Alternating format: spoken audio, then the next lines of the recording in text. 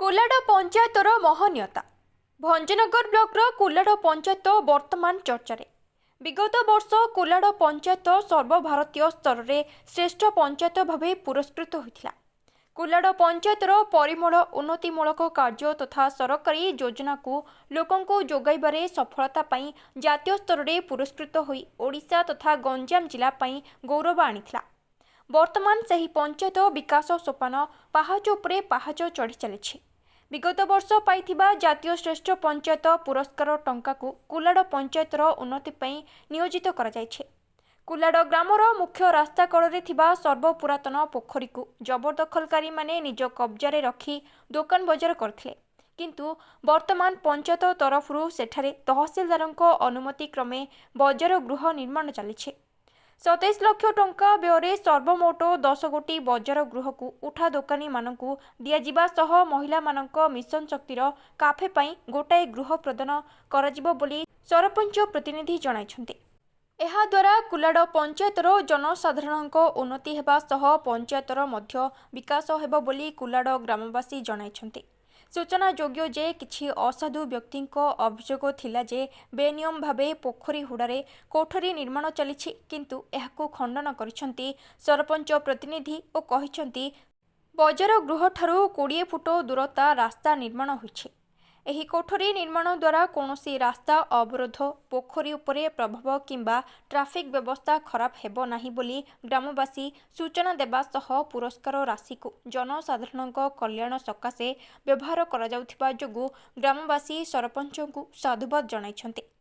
ଏହା ପୂର୍ବରୁ ଏହି ପୋଖରୀର ସୌନ୍ଦର୍ଯ୍ୟକରଣ ପାଇଁ ଅମୃତ ସରୋବର ଯୋଜନାରେ ପୋଖରୀର ବିକାଶ ହୋଇଛି।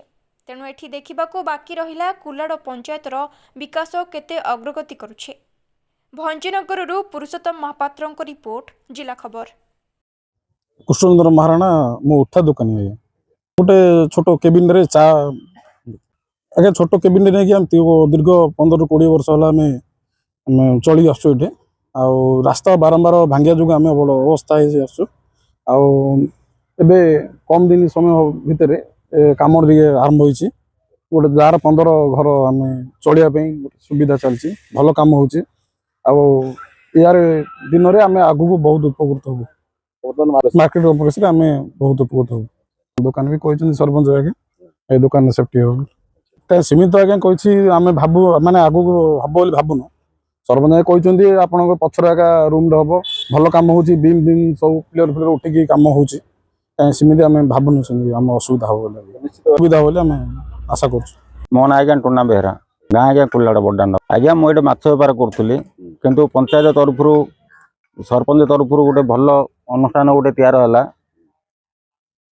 से बोली सरपंच को अनुरोध करूँ पंचायत को मत अनुरोध करूँ कि भल जगह खंड आमती बनई दियो जगह पंचायत तरफ किंतु भल काम कर जगह खंड करें 8-10 जन केबिन करूँ से बोली सरपंच बाबू आम भल जगह खंड बनईले रूम फूम बनईकि काम चलती आज्ञा लेकिन भल काम कर काम कर 3-4 मास भितर आमती देवे बोली कहते किंतु एबे तो काम चली